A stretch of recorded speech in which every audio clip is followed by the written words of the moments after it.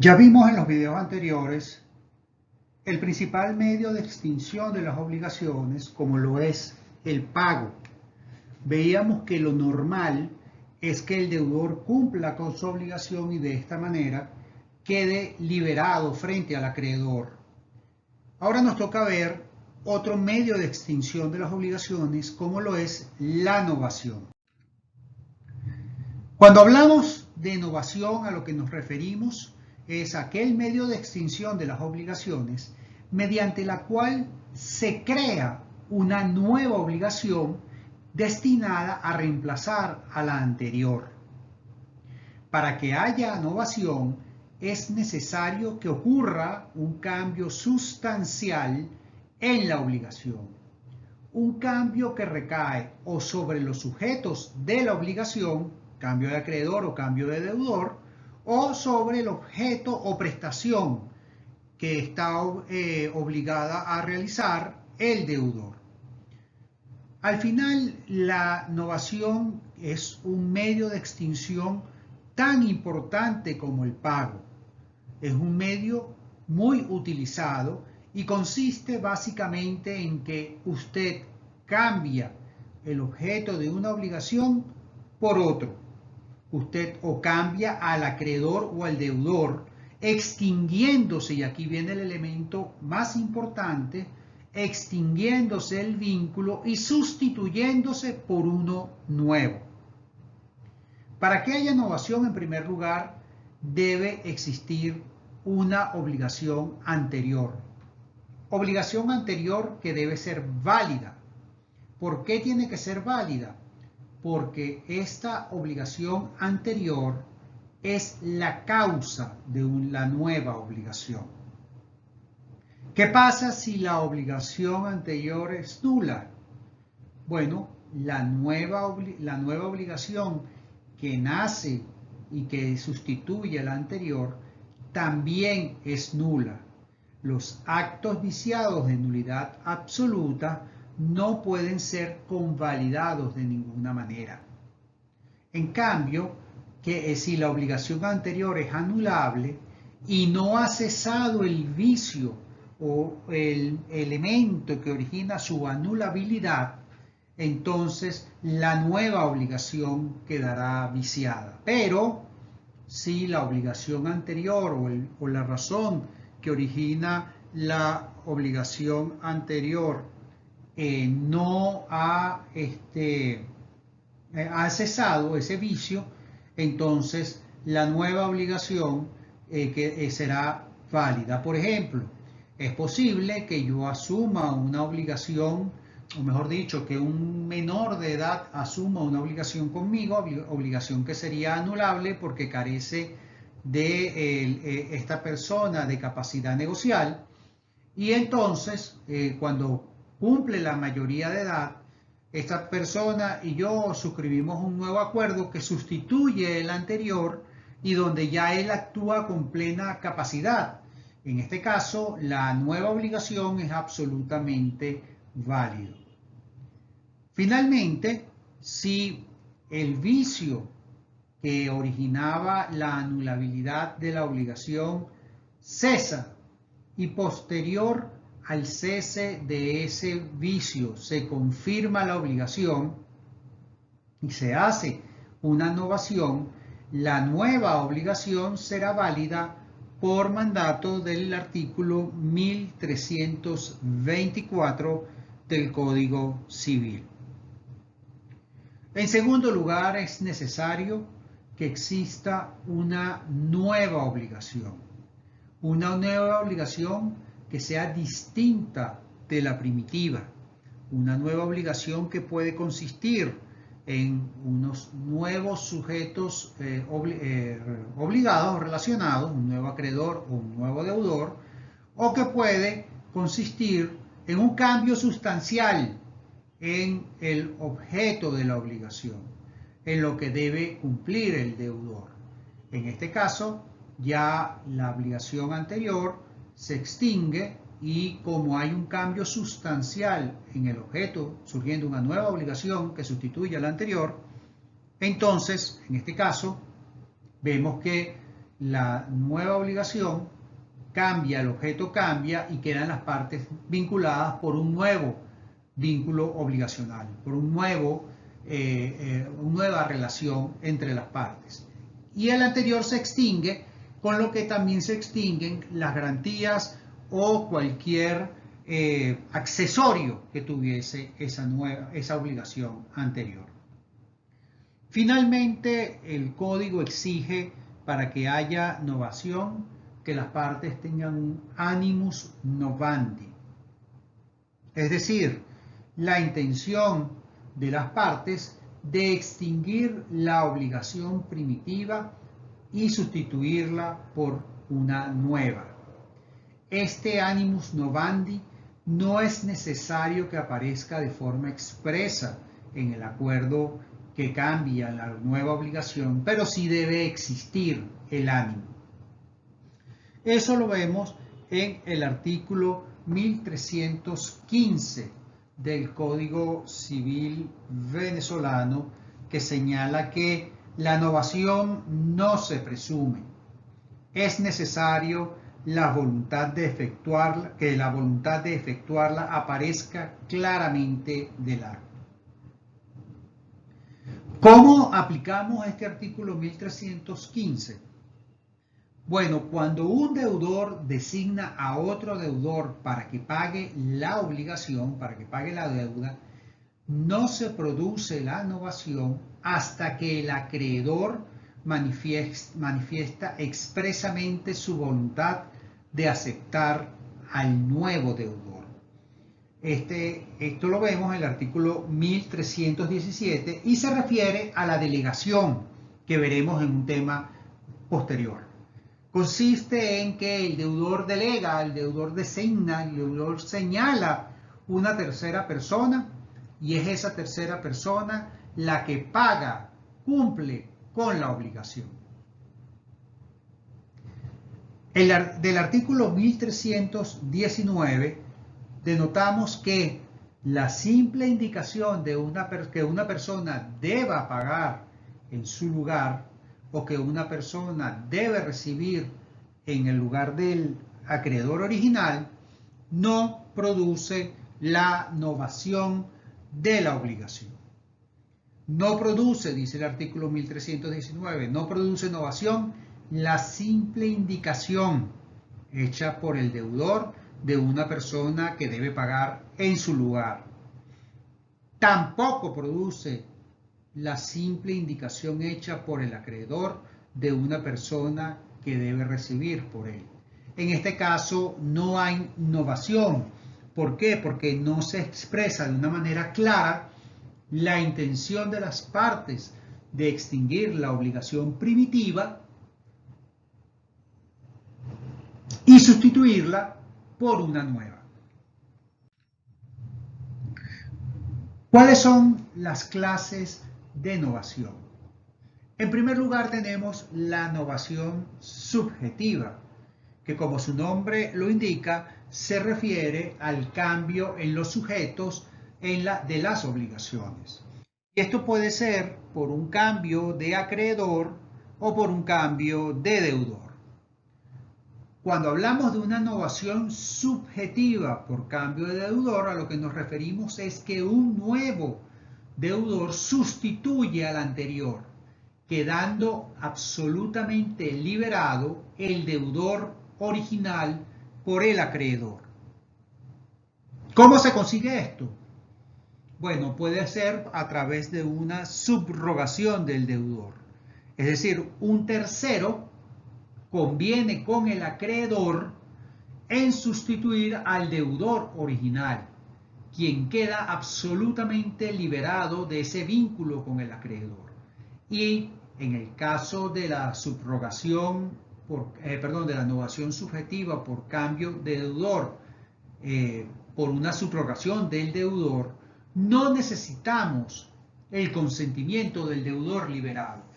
En este caso basta con que el tercero y el acreedor hayan acordado que va a haber un cambio de deudor y que el deudor originario va a quedar liberado.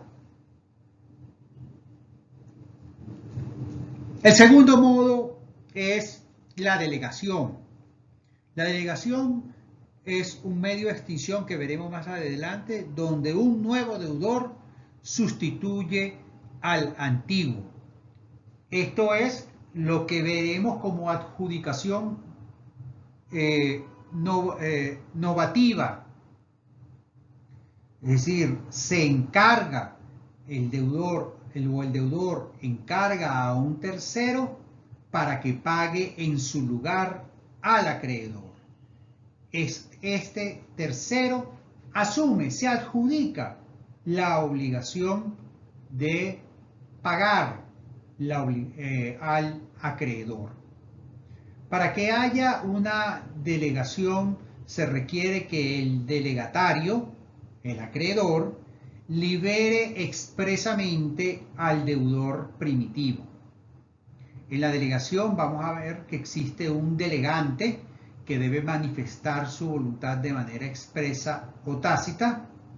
Hay un delegado que es el tercero que asume la obligación de cumplir con la obligación del delegante. El delegado es la persona a quien se responsabiliza por el cumplimiento del objeto de la obligación. Y finalmente tenemos al delegatario, que es el acreedor, y en cuyo caso sí se necesita que expresamente libere al delegante o deudor original. Además de la delegación subjetiva por cambio de deudor, tenemos la novación subjetiva por cambio de deudor, tenemos la novación subjetiva por cambio de acreedor, y ocurre mediante lo que se conoce como la delegación perfecta. El acreedor, a quien se le debe cumplir con la obligación, delega, le encarga al deudor que no le pague a él, sino que le pague a otro acreedor que llamamos delegatario. Es esencial para que estemos en una novación subjetiva por cambio de acreedor que el acreedor delegante consienta en liberar al deudor, y el deudor debe manifestar su consentimiento. Esto es distinto de la cesión de crédito.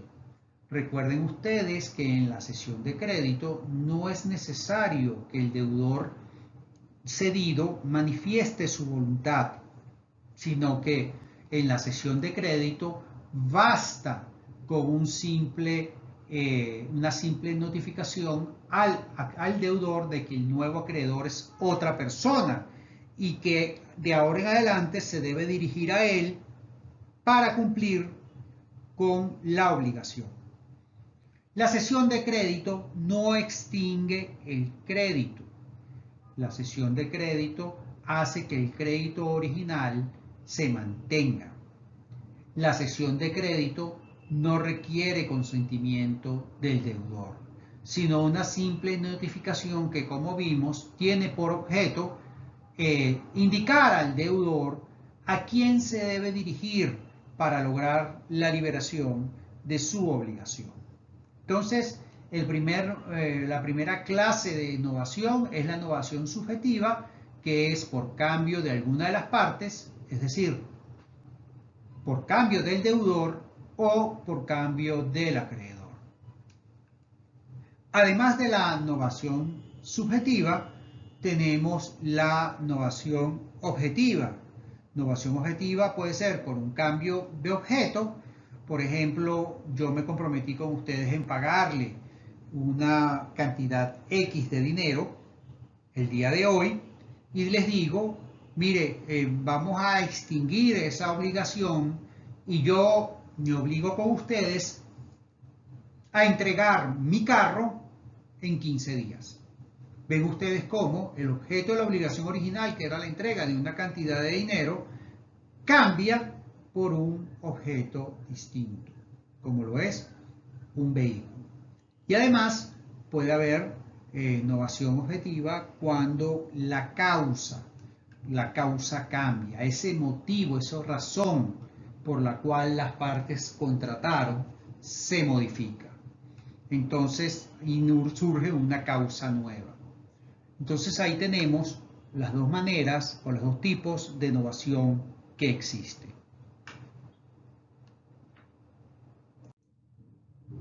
¿Cuáles son los efectos de la novación? Bueno, tenemos unos efectos generales. El primer efecto es claro, es el efecto liberatorio. Es decir, se extingue la obligación anterior. Y con la extinción de esa obligación anterior también se extinguen las acciones, obligaciones accesorias y de garantía. ¿Por qué? Porque esos accesorios o garantías de la obligación original corren la misma suerte de esta. Y al extinguirse la obligación original, también se extinguen las garantías. En segundo lugar, el segundo efecto general es que surge una obligación nueva con un régimen propio y característico, distinto e independiente de la obligación extinguida. En materia de novación por objetiva, por cambio de objeto, hay unas particularidades que debemos tomar en cuenta. Si el acreedor no hace reserva expresa, los privilegios e hipotecas no pasan a la nueva obligación. Si hay una novación objetiva, un cambio de objeto, y el acreedor no se reserva el derecho a que esa garantía con el objeto anterior se mantenga, como podría ser una hipoteca, entonces no pasa esa hipoteca a garantizar la nueva obligación. Veamos el caso de las obligaciones hipotecarias. Si la hipoteca es constituida por el deudor, éste debe consentir en la reserva que hace el acreedor cuando opera la novación porque existe una nueva obligación. Si es el deudor quien ha constituido la hipoteca, él tiene que aceptar, consentir que se mantenga esa hipoteca cuando ocurre una novación y surge una obligación nueva que viene a ser justamente garantizada por esa hipoteca. Si la hipoteca fue constituida por una tercera persona para garantizar esa obligación, es necesario que convengan con el acreedor en que la garantía continúe caucionando el nuevo crédito. Es necesario que el tercero que constituyó la hipoteca convenga con el acreedor que se está reservando su derecho de garantía en que esta garantía pase al nuevo crédito. Si el monto del nuevo crédito es mayor, la garantía de la hipoteca se mantiene hasta la concurrencia con el crédito anterior. Si yo a ustedes les pido prestado 100.000 bolívares y constituyo una hipoteca sobre mi casa, y el día de mañana ustedes me prestan o decimos, mire, vamos a firmar un nuevo documento donde ya no son 100.000, sino son 200.000 bolívares lo que yo les debo, y que estos 200.000 bolívares incluye la obligación anterior con sus garantías y accesorios, por lo tanto la obligación anterior queda eliminada, queda extinguida por el nacimiento de una nueva obligación. En este caso, y el acreedor, ustedes hacen reserva de que desean mantener la garantía hipotecaria por el crédito anterior, esta garantía hipotecaria no crece hasta los 200.000 bolívares de la nueva obligación, sino que se mantiene por el monto original, por el monto de los 100.000 bolívares que fue por el que se constituyó la hipoteca. Por otra parte, tenemos el caso de las obligaciones con privilegios. Van a ver cuando estudien contratos y garantías que los privilegios son unos derechos de primacía para cobrar que surgen de la ley.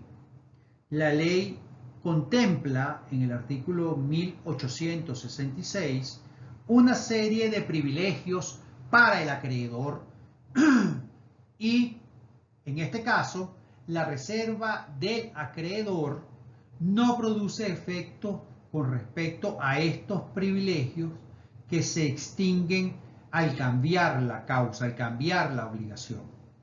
Por ejemplo,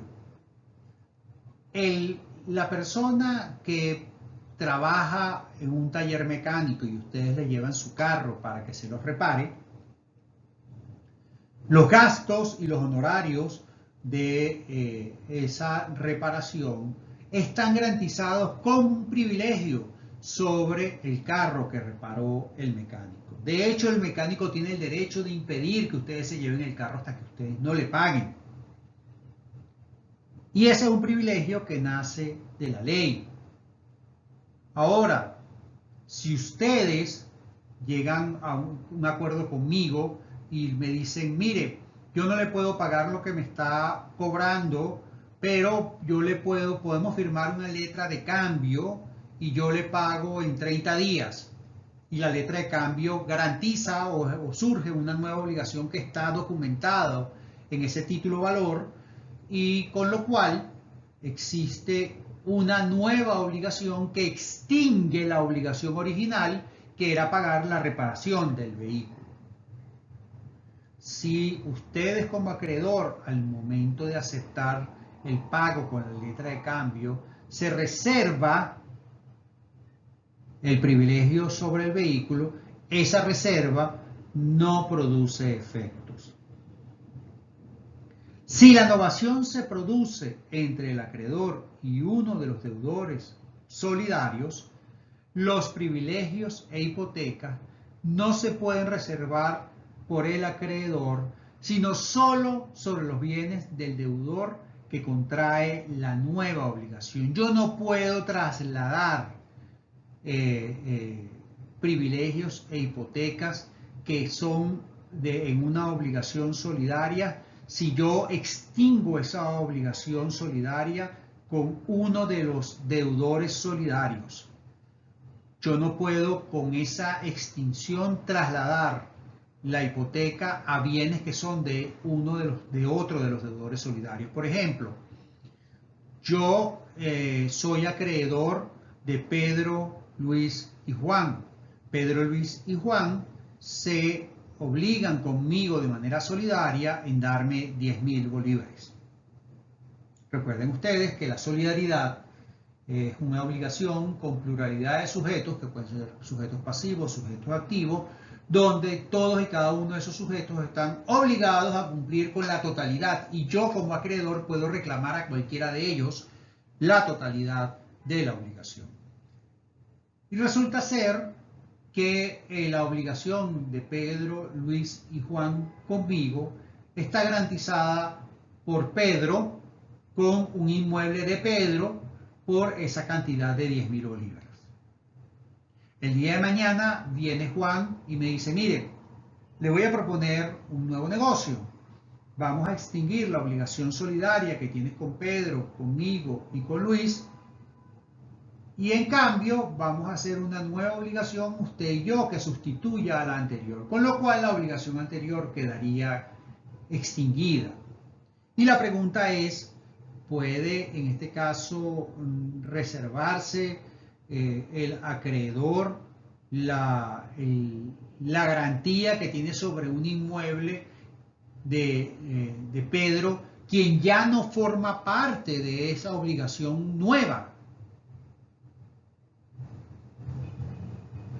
En este caso, el acreedor no puede hacer reserva. Él solo podría hacer reserva en el caso de que sea quien asuma la nueva obligación sea la misma persona que constituyó la garantía hipotecaria sobre el bien. Ahora, es posible que haya una adhesión de los otros deudores a la obligación nueva, en cuyo caso es posible que si el deudor que se adhiere, el codeudor que se adhiere, es quien constituyó la hipoteca original, entonces en este caso, en el caso de la adhesión a la novación de los otros codeudores, sería perfectamente válida la reserva que hace el acreedor a su derecho de garantía. Por otra parte, la nulidad de la obligación original hace que la novación no produzca ningún efecto, salvo que la nueva obligación se haya realizado con el fin de confirmar la obligación anterior, la obligación que estaba viciada, y para reemplazar esa obligación. Entonces, ahí vemos algunas particularidades de la novación objetiva. En el caso de la obligación o de la novación subjetiva por cambio del deudor, las particularidades de la novación subjetiva por cambio del deudor. Recordemos que la novación subjetiva por cambio del deudor se refiere a que una tercera persona asume la posición del deudor. Yo le presto a Pedro 100.000 bolívares y el hermano de Pedro, Luis, llega a un acuerdo conmigo en el asumir esa obligación, y ya no es Pedro sino es Luis el que está obligado conmigo, y Luis y Pedro quedan liberados de esa obligación. Vemos que los efectos es que esta obligación se perfecciona aún sin el consentimiento de Pedro, sin el consentimiento del deudor primitivo. ¿Por qué? Porque ya esa obligación es asumida, es sustituida por una nueva obligación que suscribe Luis conmigo. En segundo lugar, los privilegios e hipotecas no se trasladan a los bienes del nuevo deudor. El nuevo deudor no asume ningún tipo de garantía. ¿Por qué? Porque esta es una obligación nueva. Tenemos que ver casos de la delegación novatoria pasiva. El acreedor que libera al deudor primitivo no tiene acción contra este por insolvencia del delegado. Si el hermano de Pedro, Luis, se insolventa, entonces ya yo no podré decir, bueno, ahora Pedro, me pagas tú porque tu hermano se insolventó, sino que ya en el momento en que surge la nueva obligación, en el que yo manifiesto mi consentimiento en aceptar a un nuevo deudor, el deudor originario queda liberado. Salvo que ya la persona que asume la nueva obligación estuviese insolvente para el momento de la delegación. Entonces, si ya para el momento en que Luis y yo asumimos la delegación pasiva, ya Pedro, yo acepto que Luis sea el nuevo deudor liberando a Pedro, entonces si para el momento en que eso ocurre ya Luis estaba insolvente, entonces el deudor primitivo no quedaría liberado. También es posible que el acreedor, cuando hace la delegación con el nuevo deudor, se reserve de manera expresa la garantía de solvencia, de forma tal que si el delegado cae en insolvencia, la delegación quedaría sin efecto.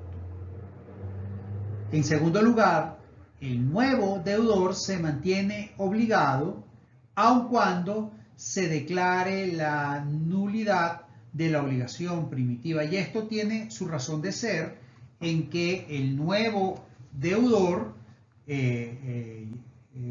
sabía y llegó a ese acuerdo con el acreedor originario. Lo dice el artículo 1325.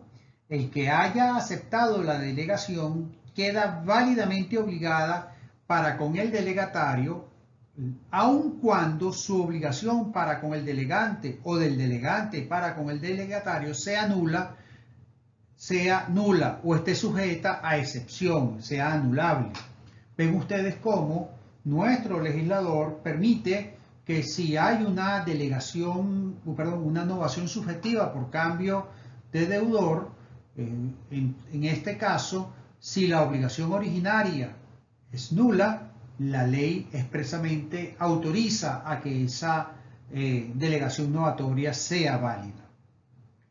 Con relación a los efectos de la novación subjetiva por cambio de acreedor, tenemos que ver lo que dice el artículo 1323. El deudor que ha aceptado la delegación no puede oponer al segundo acreedor las excepciones que había podido oponer al acreedor primitivo, salvo su acción contra este último. Ven ustedes cómo, lograda la novación subjetiva por cambio de acreedor, hay un nuevo acreedor y el deudor acepta este nuevo acreedor y con lo cual la obligación originaria se extingue y nace una nueva entre el nuevo acreedor y el nuevo deudor, el deudor no puede oponer al acreedor cualquier excepción que pudiese tener contra el acreedor originario. Y esto tiene su razón de ser en que esta es una obligación nueva, autónoma e independiente.